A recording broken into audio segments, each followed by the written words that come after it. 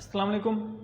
आज का जो हमारा टॉपिक है आर्टिफिशियल इंटेलिजेंस के कोर्स में वो है एक्सपर्ट सिस्टम्स। ठीक है, हम देखते हैं कि एक्सपर्ट सिस्टम्स क्या होते हैं। ठीक है, हमारे पास हम कोई ऐसा एक सिस्टम बनाएंगे, एक्सपर्ट सिस्टम एक्चुअली, कि जो उस फील्ड से रिलेटेड उसके पास सारा नॉलेज होगा। ठीक है, तो क्या है कि N expert system is a computer program that is designed to solve complex problems and to provide decision making ability like a human expert। ठीक है, कि हमारे पास क्या है, कोई ऐसा सिस्टम है, कोई ऐसा प्रोग्राम है जो क्या करता है, जिस तरह कोई ह्यूमन एक्सपर्ट होता है उसी तरह ये क्या करता है, डिसीजन मेकिंग करेगा। It performs this by extracting knowledge from its knowledge base using the reasoning and inference rules according to the user queries। कि अब जो डिसीजन मेकिंग करेगा सिस्टम, तो कहाँ से करेगा, उसके पास कोई ना कोई नॉलेज बेस होगा जहाँ पर उस फील्ड से रिलेटेड सारा नॉलेज होगा। वहाँ से वो एक्सट्रैक्ट करेगा डाटा। किस बेस पर? जो यूज़र ने क्यूरी की होगी उसकी बेस पर वो क्या करेगा, इन्फ्रेंस रूल्स होंगे। ठीक है, कि जो क्यूरी ये की गई है इसकी ये किस नेचर की है, ठीक है, किस तरह का डाटा एक्सट्रैक्ट होना चाहिए। The expert system is the part of AI and the first expert system was developed in the year 1970 which was the first successful approach of the artificial intelligence। अब जो परफॉर्मेंस है expert system की वो किस चीज़ पर base करेगी, जो data उसकी नॉलेज बेस में सेव्ड है। ठीक है, एक्सपर्ट सिस्टम अब ह्यूमन बीइंग की तरह, तो ह्यूमन एक्सपर्ट की तरह इसने डिसीजन मेकिंग तो करनी है, लेकिन अब ये थोड़ी ना होगा कि कोई अपनी तरफ से ये नॉलेज ऐड करेगा। नॉलेज तो इसको हम ही फीड करेंगे ना।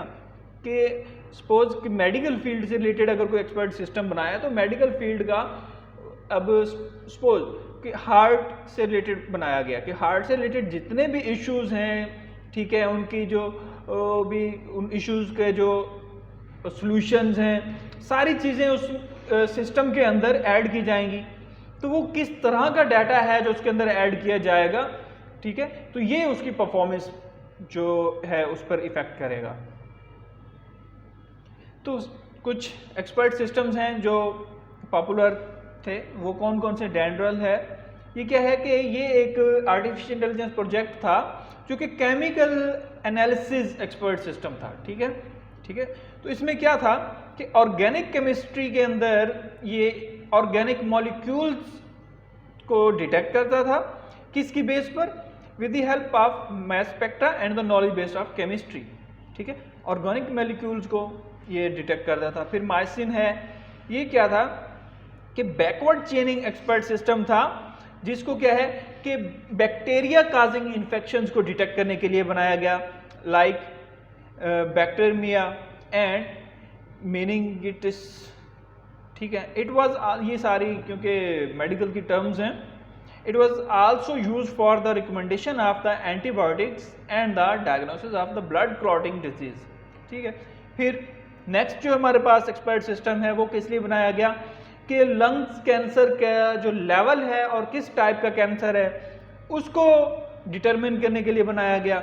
फिर जो एंड में एक्सपर्ट सिस्टम है वो किस लिए बनाया गया, फिर कैंसर को अर्ली स्टेजेस पर डिटेक्ट करने के लिए बनाया गया, कि यूज़र उसमें क्या है डाटा एंटर करेंगे तो उसकी बेस पर वो बताएगा कि ये डिजीज़ किस टाइप की है, किस लेवल पे है। ठीक है, अब एक्सपर्ट सिस्टम की हमारे पास क्या क्या करैक्टरिस्टिक्स हो सकती हैं। एक तो ये कि हाई परफॉर्मेंस होना चाहिए। ठीक है, कि कैसे? The expert system provides high performance for solving any type of complex problem of a specific domain with high efficiency and accuracy. तो उसकी परफॉर्मेंस क्या होनी चाहिए? अच्छी होनी चाहिए। ठीक है, कि जो एक स्पेसिफिक डोमेन के लिए जो हमने एक्सपर्ट सिस्टम अगर बनाया है, तो जो उसके रिजल्ट्स हमें आ रहे हैं क्यूरीज के, वो क्या होने चाहिए? एक्यूरेट होने चाहिए और एफिशिएंट होने चाहिए। फिर क्या है कि अंडरस्टैंडेबल।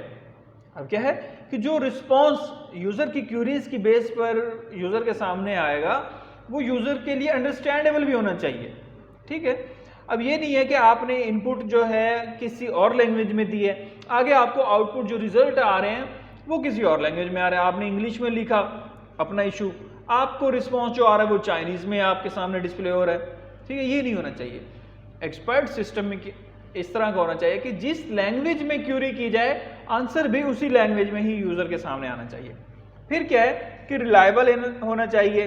रिलायबल मीन कि क्या, जो आपकी आउटपुट है वो एक्यूरेट होनी चाहिए, ठीक है, रिजल्ट्स एक्यूरेट होने चाहिए। फिर हाईली रिस्पॉन्सिव।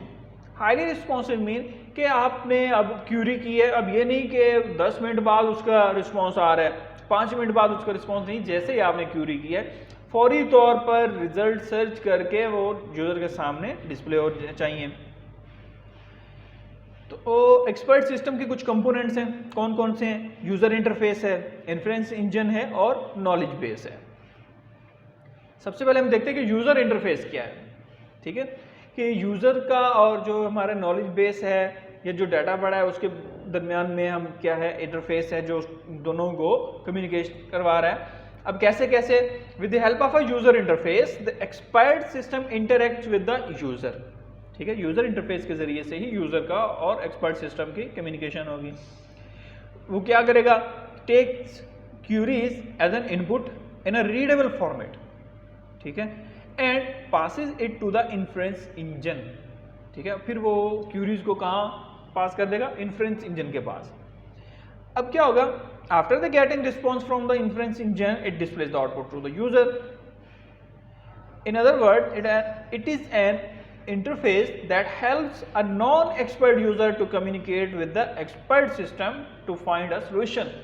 कि हमारे पास कोई ना कोई इंटरफेस है, कोई स्क्रीन है जिसके जरिए से कोई नॉन टेक्निकल यूजर भी है वो भी हमारे उस एक्सपर्ट सिस्टम के साथ इंटरेक्ट कर रहा है और अपने प्रॉब्लम का सोल्यूशन फाइंड कर रहा है।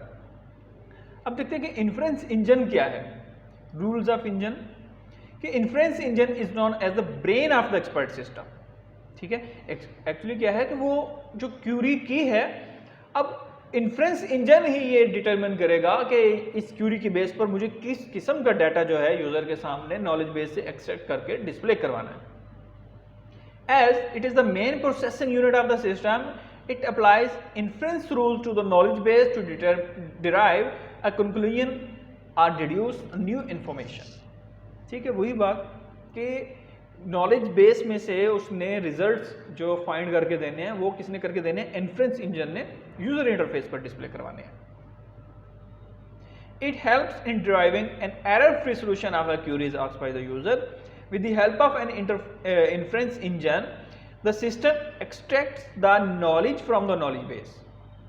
दो तरह के हमारे पास इन्फ्रेंस इंजन है, डिटर्मिनिस्टिक इन्फ्रेंस इंजन और प्रोबेबिलिस्टिक इन्फ्रेंस इंजन। अब डिटर्मिनिस्टिक इन्फ्रेंस इंजन क्या होगा कि जो कंक्लूजन्स ड्रा की जाएंगी वो एक्यूरेट होने चाहिए, ट्रू होने चाहिए, ठीक है, फैक्ट्स और रूल्स की बेस पर हमारे पास जो रिजल्ट्स आएंगे। और प्रोबेबिलिस्टिक्स में क्या होगा? प्रोबेबिलिटी है, ठीक है। प्रोबेबिलिटी क्या होता है कि चांसेस होते हैं कुछ, ठीक है। तो this type of the inference engine contains uncertainty in the conclusions and based on the probability कि चांसेस हैं, हाँ ये हो सकता है, नहीं भी हो सकता, ठीक है। तो अनसर्टेनिटी है, कंफर्म नहीं है रिजल्ट के यहाँ ये ठीक है या गलत है। Inference engine uses the below modes to drive the solutions. कौन कौन से हैं?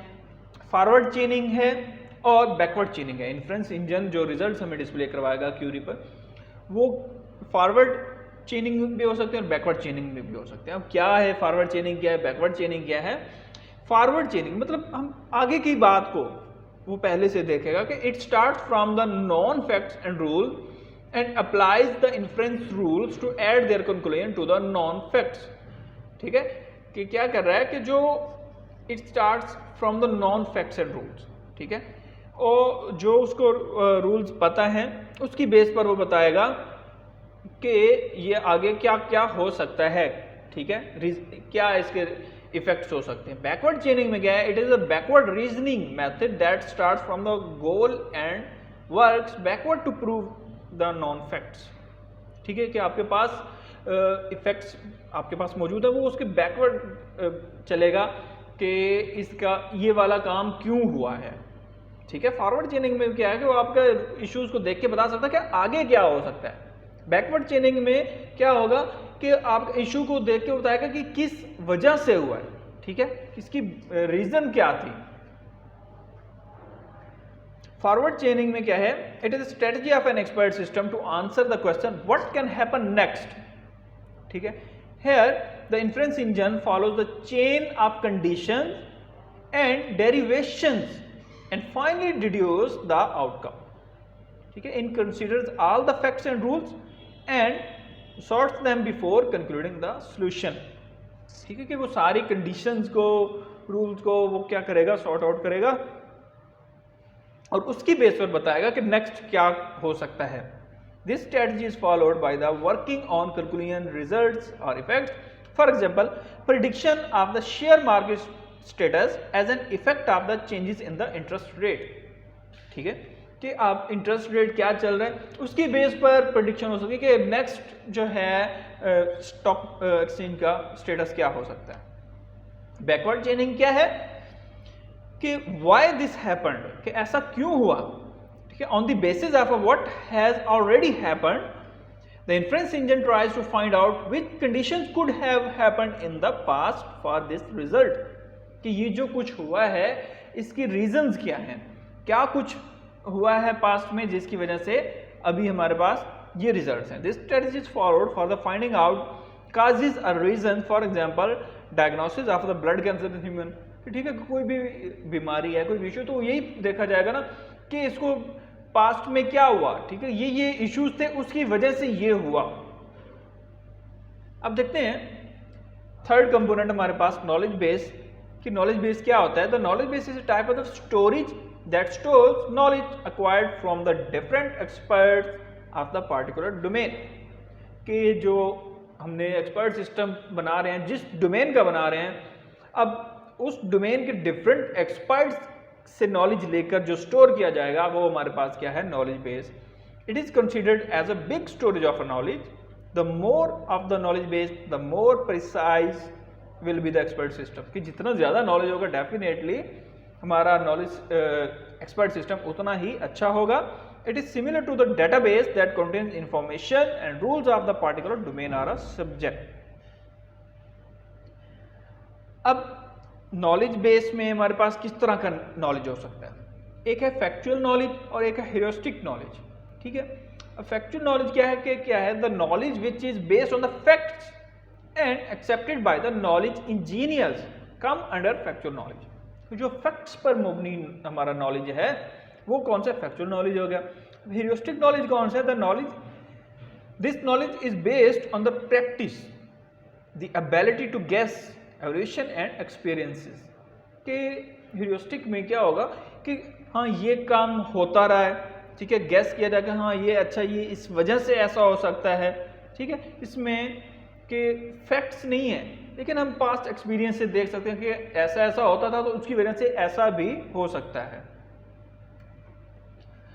अब ये कि डेवलपमेंट ऑफ एक्सपर्ट सिस्टम, कि हम कोई भी एक्सपर्ट सिस्टम जो बनाएंगे उसकी वर्किंग में यहाँ पर एक एग्जांपल ली गई है माइसिन की, तो उसको बिल्ड करने के कुछ स्टेप्स हैं। फर्स्ट क्या है, expert system should be fed with expert knowledge, कि सबसे पहले तो क्या है उस डोमेन के जो एक्सपर्ट लोग हैं उनसे लेकर नॉलेज उसमें क्या किया जाए, फीड किया जाए। फिर क्या है कि ये एग्जांपल ली गई माइसिन की। In the case of MYCIN, human expert specialize in the medical field of the bacterial infection, provide information about the causes, symptoms and other knowledge in that domain, ठीक है। अब क्या है कि जो जिन लोगों की एक्सपर्टीज उस स्पेसिफिक डोमेन पे होगी, हम उनसे ही नॉलेज लेके उस पर फीड करेंगे। The knowledge base of the MYCIN is updated successfully, कि फिर जो नॉलेज है उसको क्या कर लेना चाहिए, अपडेट भी करते रहना चाहिए। In order to test it the doctor provide the new problem to it. हाँ, कि जब हम क्रिएट करें, मतलब ये कब की बात है, जब हम एक्सपर्ट सिस्टम बना रहे हैं, ठीक है, तो नॉलेज चेंज करके, ठीक है, डिफरेंट सिनेरियोज से हम देखेंगे कि क्या रिजल्ट्स आते हैं। फिर क्या है, the problem is to identify the presence of a bacteria by inputting the details of the patient including the symptoms, current condition and the medical history. ये डिफरेंट स्टेप्स हैं सारे मेडिकल का, क्योंकि ये एक्सपर्ट सिस्टम था तो उसी से रिलेटेड ही सारे इसमें स्टेप्स बनाए गए हैं। फिर क्या होगा, expert system needs a questionnaire to be filled by the patient to know the general information about the patient such as gender, age etcetera. कि आपने क्या किया, सबसे पहले नॉलेज ले लिया, फिर क्या किया, पेशेंट को एक क्वेश्चनर दिया जिसको वो फिल करेगा, उसकी बेस पर अब इंफॉर्मेशन कलेक्ट हो गई। अब आपने उस पर क्या करना है कि अप्लाई कर देना है if then rules using the inference engine, कि अगर ये है तो ये होगा, ये है इशू है तो ये मसला हो सकता है। एंड में क्या होगा, रिस्पॉन्स दे दिया जाएगा यूजर को।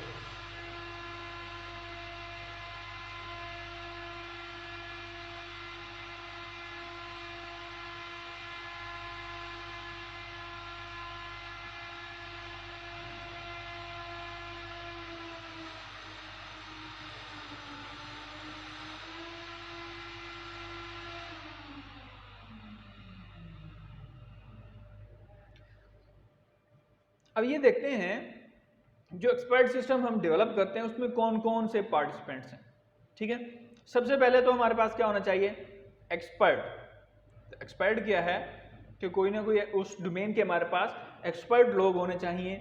ठीक है, जो उसको उस डोमेन में जिनकी स्पेशलाइज्ड हो और उनसे हम नॉलेज ले सकें। फिर क्या, नॉलेज इंजीनियर। अब नॉलेज इंजीनियर क्या है, तो knowledge engineer is the person who gathers the knowledge from the domain experts and then codifies that knowledge to the system according to the formalism। कि अब उनसे नॉलेज लेके उसको क्या करे, कोडिफाई, मतलब उसको फीड करे, किस तरह से उसको सॉर्ट आउट करना है सारा, उसको सिस्टम के अंदर फीड करे। फिर क्या होगा हमारे पास तीसरा, एंड यूजर। एंड यूजर क्या है, this is a particular person or a group of the people who may not be expert and working on the expert system need the solution or advice for these queries which are complex। ठीक है, experts होने चाहिए, उनसे knowledge लेने वाला होना चाहिए, और हमारे पास एंड यूजर होना चाहिए जो सिस्टम को यूज करेंगे, क्यूरीज करेंगे। अब बात यह है कि हमें एक्सपर्ट सिस्टम की ज़रूरत क्यों है। ठीक है, तो कुछ हमारे पास रीजंस हैं कि no memory limitations, it can store as much data as required and can memorize it at the time of its application। ठीक है, कि मेमोरी की कोई लिमिट नहीं है, इसमें जितना मर्जी डाटा आप एंटर कर दें, 10 बंदों से 50 बंदों से, ठीक है, एक्सपर्ट से लेकर डाटा उसमें फीड कर सकते हैं। अब ह्यूमन के लिए क्या है कि कुछ न कुछ चीज़ों को याद रखना, अब एक लिमिट तक ही कोई बंदा याद रख सकता है ना। ठीक है, अब 50 एक्सपर्ट से डाटा लेकर हमने एक ही सिस्टम में डाल दिया। ठीक है, तो यहाँ पर क्या है कि बहुत सारा डाटा हम इसमें स्टोर कर सकते हैं, लिमिट नहीं है। फिर कि एफिशिएंसी बहुत हाई है इसकी, कैसे, if the knowledge base is updated with the correct knowledge then it provides a highly efficient output which may not be possible for a human.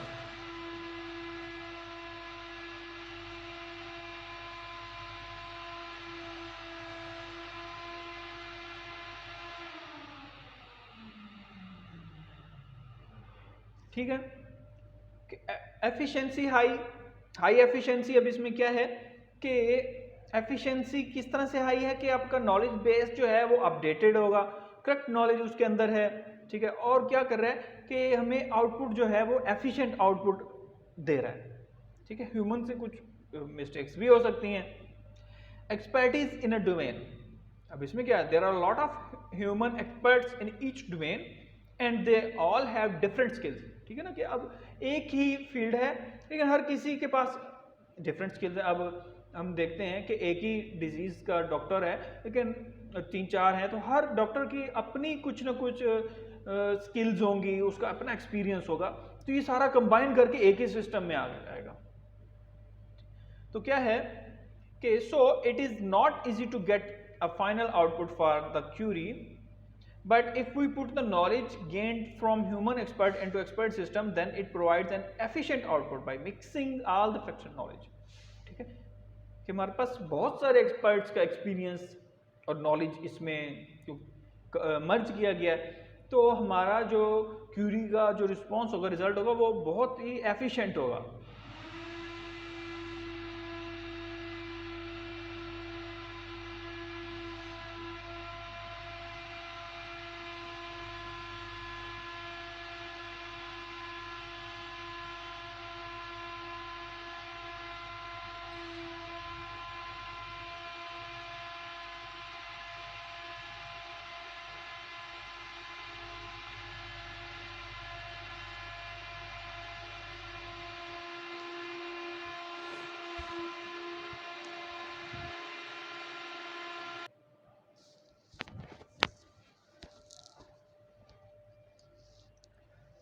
अच्छा जी, अब हम देखते हैं कि एक्सपर्ट सिस्टम क्यों ही चाहिए। जबकि हमारे पास एक्सपर्ट पीपल हैं, तो हमें एक्सपर्ट सिस्टम बनाने की क्या ज़रूरत आई है। ठीक है, सबसे पहले तो उसकी वजह यह है कि यहाँ पर नो मेमोरी लिमिटेशंस, कि हमारे पास कोई मेमोरी की लिमिट नहीं है। इसमें हम इसमें क्या है 50 बंदों का 50 एक्सपर्ट्स से लेकर डाटा इसमें हम स्टोर कर सकते हैं। ठीक है, अब क्या हो सकता है कि जितना डाटा हमें चाहिए, जितने लोगों से चाहिए, हमारी मर्जी है, जितनी हम स्टोरेज बढ़ा देंगे हम उतना ही डाटा उसमें स्टोर कर सकते हैं। अब ह्यूमंस का क्या होता है कि उनको याद रखने की कोई ना कुछ लिमिट हो गया। एक बंदा अब कितना याद रख सकता है, ठीक है, कोई ना कोई लिमिट तो होगी ना।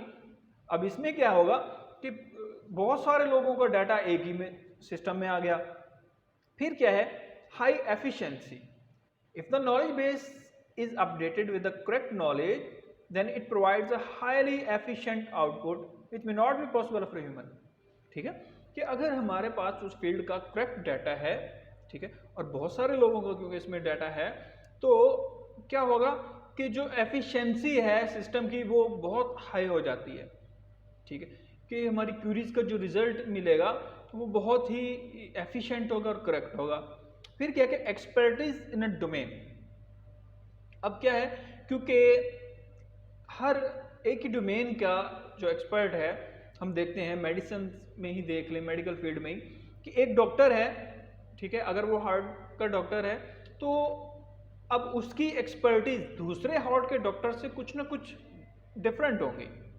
ठीक है, तो अब क्या है कि अब यहाँ पर हम इस तरह बहुत सारे उसी एक ही डोमेन के बहुत सारे एक्सपर्ट्स से नॉलेज लेकर फीड कर रहे हैं, तो हमारा सिस्टम क्या है बहुत ही एफिशिएंट हो जाएगा। उसमें जो रिजल्ट्स होंगे बहुत ही अच्छे हो जाएंगे कि ये भी हो सकता है, ये भी हो सकता है, ये रीज़न भी हो सकती है। ठीक है, तो क्या है, there are lot of human experts in each domain and they all have different skills, different experiences and different skills, so it is not easy to get a final output for the query. But if we put the knowledge gained from a human experts into the expert system, then it provides an efficient output by mixing all the facts and the knowledge। ठीक है, कि उन सबका knowledge mix करके हमें वो एक efficient output दे सकता है। फिर क्या है, नॉट अफेक्टेड बाय इमोशंस। अब हमारा जो एक्सपर्ट सिस्टम्स है वो इमोशनलेस है। क्या है कि ह्यूमन की तरह वो थकेगा नहीं। ठीक है, कोई उसको गुस्सा नहीं आ रहा, कोई डिप्रेशन नहीं है, ठीक है, कोई एंजाइटी नहीं है। वो क्या है, उसकी परफॉर्मेंस हमेशा कांस्टेंट रहेगी। ये नहीं है कि आज वो थोड़ा डल इफेक्ट जिस तरह परफॉर्म कर रहा है ह्यूमंस की तरह, या आज उसका मूड नहीं है। ठीक है, तो ऐसा नहीं है, या उसका आज जहन कहीं और था, जब आप क्यूरी कर रहे थे तो उसने सही से सुना नहीं, तो सही से रिस्पॉन्स नहीं दिया। ऐसा कुछ नहीं है कि इमोशंस नहीं है। फिर क्या है, हाई सिक्योरिटी, कि सिक्योर है, this system provide high security to resolve any query. फिर क्या, consider all facts. All facts किस तरह से कि उस इशू से रिलेटेड हर किस्म का फैक्ट उसको वो चेक करेगा। If then to respond any query, it checks and consider all the available facts and provides the result accordingly. But it is possible that a human expert may not consider more facts due to any reason। ठीक है ना, अब एक इंसान है वो किसी वजह से कोई चीज़ें स्किप भी कर सकता है कि उसने इस पॉइंट ऑफ व्यू से सोचा ही नहीं। ठीक है ना, लेकिन सिस्टम क्या करेगा, वो इन्फ्रेंस इंजन और इन्फ्रेंस रूल्स के जरिए से हर चीज़ से, हर पहलू से उसको वो चेक करेगा। Regular updates improve the performance. फिर क्या है कि अपडेट्स जैसे जैसे उसको मिलती रहेंगी, परफॉर्मेंस और भी अच्छी आती रहेगी। If there is an issue in the result provided by the expert system, we can improve the performance of the system by updating the knowledge base. तो ये कुछ रीजन थे जिसकी वजह से एक्सपर्ट सिस्टम होना चाहिए। अब इसकी कैपेबिलिटीज क्या है, क्या कुछ कर सकता है ये। Advising, it is capable of advising the human being for the query of any domain from the particular expert system। ठीक है, provide decision making capabilities। ठीक है, कि जिस तरह का भी आपको कोई डिसीजन मेकिंग के लिए कोई सिस्टम रखना है तो आप एक्सपर्ट सिस्टम बनवा सकते हैं। जैसे कि तो फाइनेंशियल डिसीजन हो रहा है या मेडिकल साइंस में कोई डिसीजन हैं, ठीक है, फिर क्या, demonstrate a device, it is capable of demonstrating any new product such as its features, specification, how to use the product. ठीक है, जिस तरह हम हेल्पलाइंस होती हैं, किस उस पर हम कॉल करें कि हमें ये वाली चीज़ किस तरह से यूज़ करनी है, तो उसकी बेस पर अब ज़रूरी नहीं है वहाँ पर बंदा बिठाएं, एक्सपर्ट सिस्टम हो सकता है कि हाँ ये क्वेश्चन है तो इसका आंसर ये होना चाहिए। प्रॉब्लम सॉल्विंग, कि प्रॉब्लम सॉल्विंग के लिए यूज़ हो सकता है। ठीक है, explaining a problem, interpreting the input, ठीक है, प्रिडिक्टिंग रिजल्ट्स, डायग्नोसिस, ये इसकी कैपेबिलिटीज़ हैं जिसके लिए यूज़ हो सकता है। अब इसके एडवांटेजेस क्या हैं? This system are highly reproducible, कि हम उनको दोबारा भी बना सकते हैं। ठीक है, they can be use for risky places where the human presence is not safe, कि ऐसी जगह भी हो सकती है जहाँ पर ह्यूमन काम ही नहीं कर सकते, वहाँ एक्सपर्ट सिस्टम यूज हो सकता है। और एरर पॉसिबिलिटीज जो हैं वो लेस हैं ह्यूमन की निस्बत। ठीक है, कि ह्यूमन कभी गलत भी जवाब दे सकता है। इन्होंने तो जो एक्सपर्ट सिस्टम है, मशीन है, उन्होंने तो इफ एल्स रूल्स पर ही चलना है। The performance of this system remains steady as it is not affected by the emotions, tension or fatigue. They provide a very high speed to respond to a particular query. तो ये कुछ इसके advantages थे। Limitations क्या हैं? The response of the expert system may get wrong if the knowledge base contains the wrong information. Definitely ऐसा ही होगा कि अगर नॉलेज ही उसमें ठीक नहीं है तो रिस्पॉन्स कैसे ठीक हो सकता है? Like a human being, it cannot produce a creative output for different scenarios. ठीक है, कि ह्यूमंस की तरह ये ऑन स्पॉट डिसीजन नहीं ले सकता कि वहाँ से कोई नई चीज़ ही क्रिएट कर दे, कि नया सिनेरियो आ गया तो वहाँ पर ये नहीं है। हाँ, कोई पास्ट एक्सपीरियंस की बेस पर होगा तो उसको करेगा, लेकिन कुछ नए इश्यूज हैं, ठीक है, जो पहले हुए ही नहीं हैं, तो वो नहीं इसको सॉल्व नहीं करेगा। Its maintenance and development cost are very high. ठीक है, और the knowledge acquisition for designing is much difficult. For each domain we require a specific expert system, which is one of the big limitations, कि हमें हर domain के लिए अलग system चाहिए।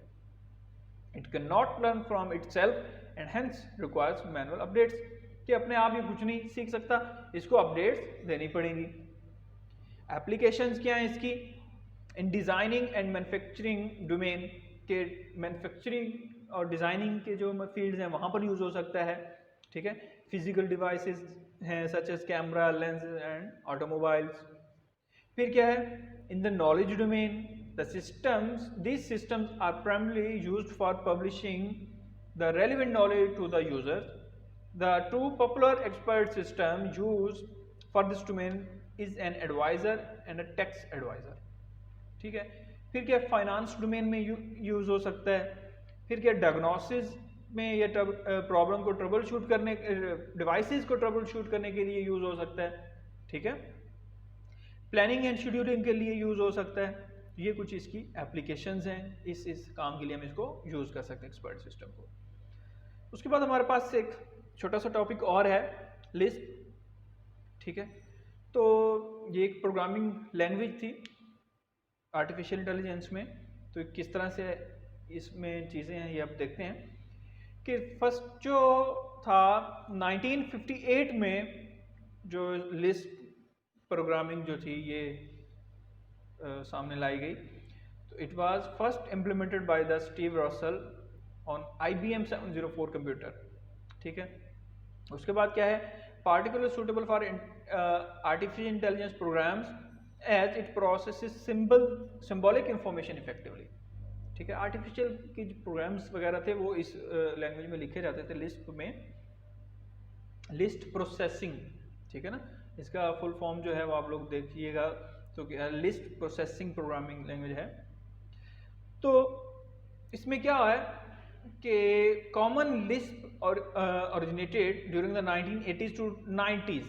ठीक है, 80s और 90s में ये properly आया in an attempt to unify the work of several implementation groups that were successors to MACLIPS like ZetaLisp and NIL, मतलब new implementation of Lisp.